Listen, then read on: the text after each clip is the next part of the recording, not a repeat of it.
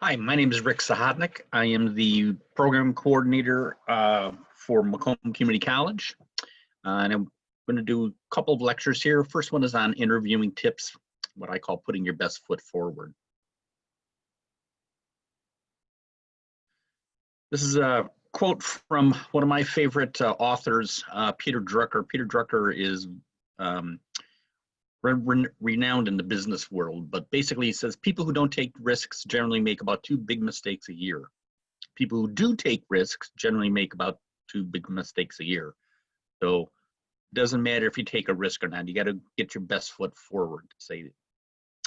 Looking at some mistakes that have been made, William Orton, president of Western Union, turned down Alexander Graham Bell's offer to get in with him on the telephone. Very good. John and Forrest Mars are candy makers who were approached by this young director wanting to use their M&Ms in a movie. They declined, and Reese's Pieces are what Steven Spielberg used to make E.T. How about the 12 publishers who turned down J.K. Rowling and all of her Harry Potter extravaganza? Tim Patterson of Seattle Computer Products, who sold to this young entrepreneur by the name of Bill Gates the MS-DOS system that he used then to sell to IBM. Patterson sold it for, I want to say it was $50,000. And we all know where that turned out for Bill Gates. But perhaps what I consider to be one of the biggest blunders is Dick Rowe, the executive for Decca Records, who told Mr. Brian Epstein, I'm sorry, groups with guitars are on their way out, and we have no interest in signing the Beatles. So I'm going to talk about the current trends used in writing a professional resume, describe at least 3 positive and 3 negative personality traits, and describe how to emphasize and de-emphasize these during an interview, and list professional behaviors that the managers are looking for in potential applicants. And just kind of give you an idea of what not to do. Okay, let's get started. Everybody have a copy of Morgan's agenda? Mine's coming. It looks good. Hey, Sally, I'm not getting anything in here. Wait a second. I don't think Morgan's on. Okay, let's wait for her.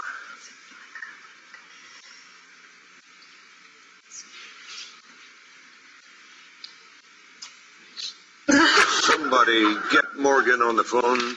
Oh, you got it.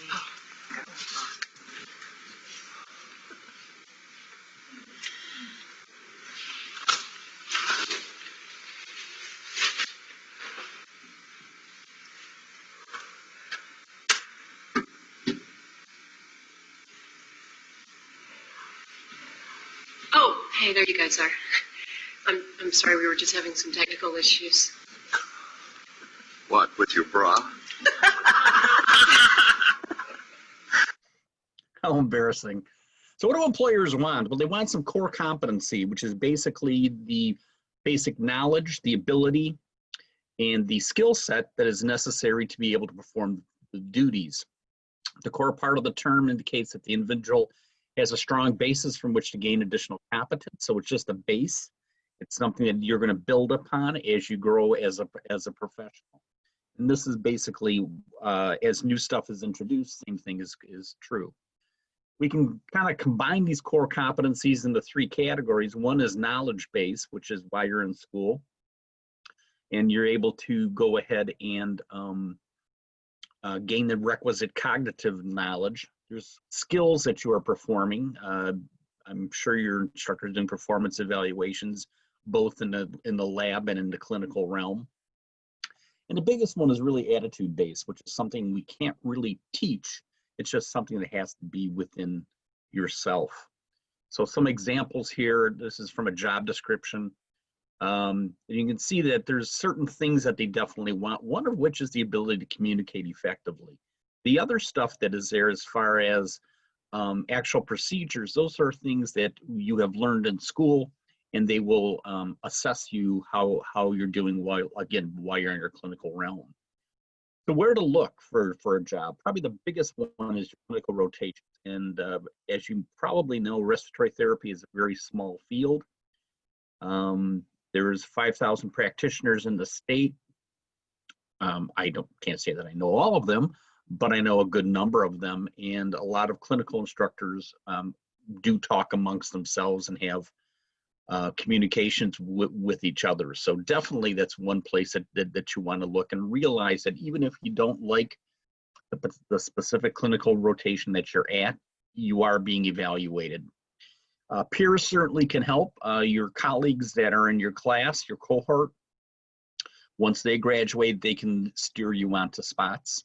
And then there are obviously ads that healthcare websites will put out. I know that I probably can't go a week without getting a job offer or a job request from some employer that I forward on to all of my former grads.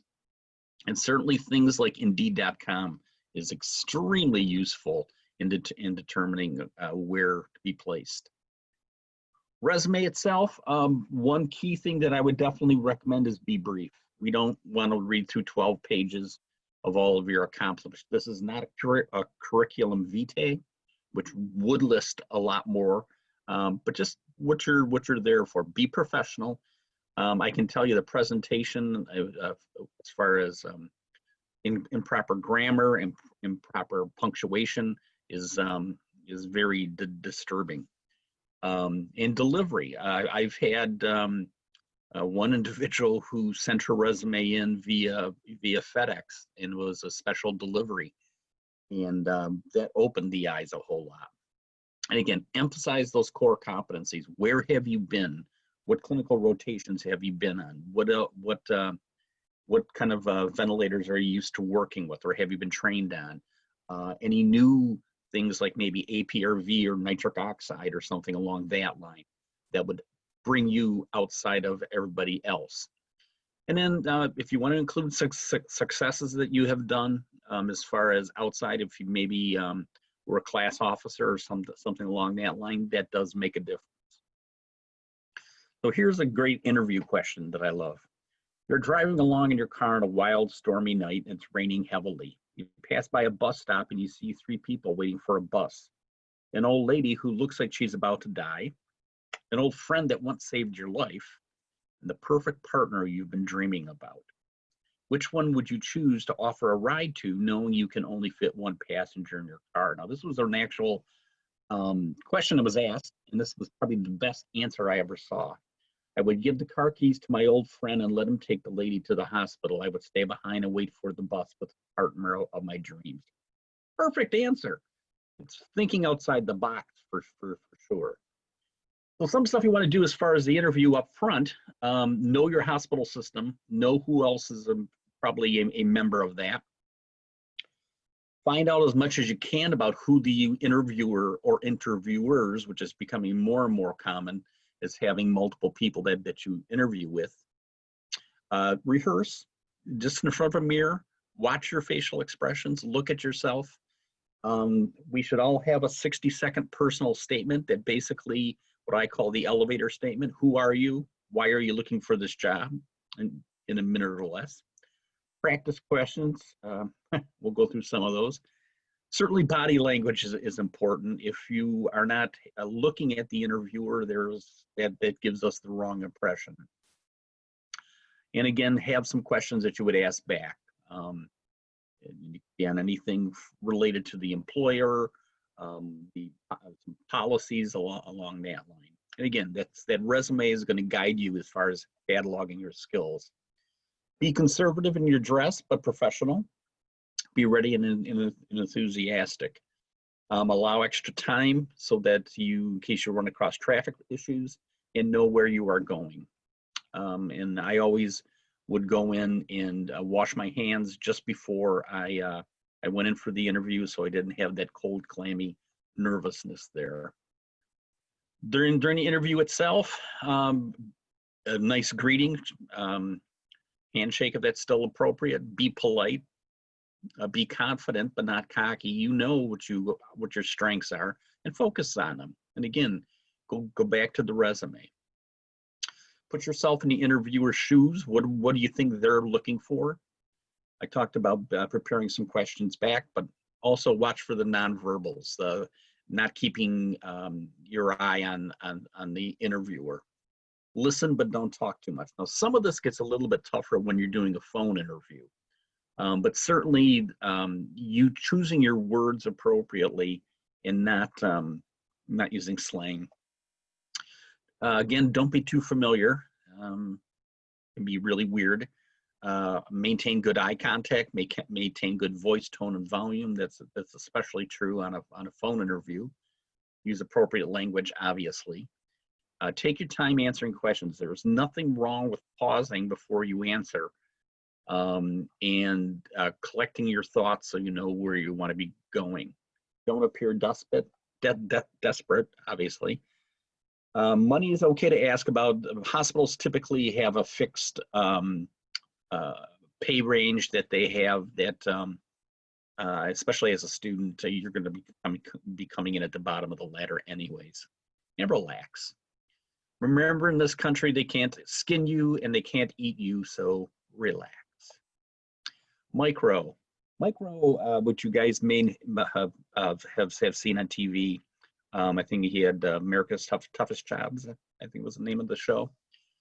But he tells about one of the interviews he went on that was what I would consider to be the toughest interview around. He was interviewing for a announcer, MC, whatever they call him, on QVC, the home network that you buy stuff on. And his interview consisted of him. They told him on the spot, mind you, give me 10 minutes of promotion about a number 2 yellow pencil. I could maybe come up with 30 seconds, but he managed to do 10 minutes of it and he got the job. So it's a good one. So some of these questions, tell me about yourself. Where are you coming from? What are your weaknesses? We all have them. You're inexperienced. Why should we hire you? Because I'm a hard worker. Why do you want to work here? Heard great things about the institution. What are your goals? And again, the old corny one, I want your job in 5 years. Where did you leave, or why are you leaving your current job? Because you want to get experience in the field, obviously. When were you most satisfied in your job? Great question. What really makes it satisfied to do your job? What can you do for us that other candidates can't? And this is sometimes where things outside of respiratory therapy might play a role. What are 3 positive things your last boss would say about you? What salary are you seeking, if that's appropriate? I have a friend who used to ask this question all the time. If you were an animal, which one would you want to be? I'm not sure why the answer to that one. Questions designed to elicit personal recollection of how you handled a problem situation. This is very, very common. It's called a behavioral interview. Tell me about a time, or give me an example where you had a success story. It's called a PAR, and it starts with the problem, which is at the beginning, why you did what you did. There's a middle, an action that you did something to correct the problem. And then the R is the result. What was the outcome? What was the result in the end? I would recommend having some references available, but just ask the person you're asking the reference of first, and be careful in selecting the references. After the interview, as soon as possible, write down your thoughts and feelings, and we're going to use this to practice. Review what you wrote prior to the next interview, and always have a follow-up letter thanking them for their time, or an email, and then practice for next time. Even if you get this job, it's always practice, practice, practice. I had a habit of always going on an interview every 5 years, whether I wanted a new job or not. I just wanted to be fresh. Think of it as a first date in some senses. That first impression and the chemistry that grows from that. There's a getting to know each other period. There's past experiences, the horror stories. And then ask questions. Don't be afraid. Watch out for some warning signs, some bad experiences. And often you'll have a tour of the department where you get to meet the family and then finally come into the commitment. Now there's something in business called the paradigm shift. It's basically how we look at things. There was a group of scientists placed 5 monkeys in a cage. In the middle was a ladder with bananas on top. Every time a monkey went up the ladder, the scientists soaked the rest of the monkeys with cold water. After a while, every time a monkey went up the ladder, the others beat him up. After some time, no monkey dared to go up to the ladder regardless of the temptation. Scientists then decided to substitute one of the monkeys. The first thing the new monkey did was go up to the ladder. Immediately, the other monkeys beat him up. After several beatings, the new member learned not to climb the ladder, even though we didn't know why. They then replaced the second monkey, the third monkey, the fourth monkey, and finally the fifth monkey. And throughout all of them, they got beatings if they approached the ladder. What was left was a group of 5 monkeys that, even though they never received a cold shower, continued to beat up any monkey who attempted to climb the ladder. That is a paradigm shift. If it was possible to ask the monkeys why they would beat up those who attempted to go up the ladder, the answer would probably be, I don't know, that's how things are done around here. So that's why we're in this situation. Only 2 things are infinite, the universe and human stupidity, and I'm not so sure about the former, Albert Einstein. And lastly, here we have Frosty gets caught picking his nose. And that is where we will end. Thank you.